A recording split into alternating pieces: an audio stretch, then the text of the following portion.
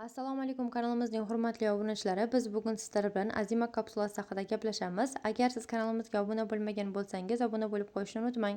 Azima kapsulasi ta'sir qilishiga ko'ra antibiotik, makrolitlar guruhiga kiradi. Qo'llanishi infeksion yallig'lanish kasalliklari, nafas a'zolari va lor a'zolarining infeksiyalari, angina, sinuzit, tonzillitda, bronxitda va bronxitning zo'rayishi kabi holatda, pnevmoniyada, skarlatinada, teri infeksiyalarida va surunkali eritmada, saramas, impetigo, dermatozda, jinsiy a'zolar infeksiyasida, helikobakter pylori bilan asoratlangan me'da va 12 barmoqli ichakning kasalliklarida, shamollash va gripp holatlarida qabul qilinadi.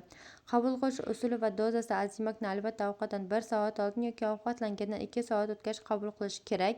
Sutkasiga bitta kapsula buyuriladi. Ichida 3 dona kapsula bo'ladi. Nojo'ya ta'siri: bosh aylanishi, bosh og'rig'i, uyg'usizlik, qorinda og'riq, ko'ngillanish, qusish, diareya.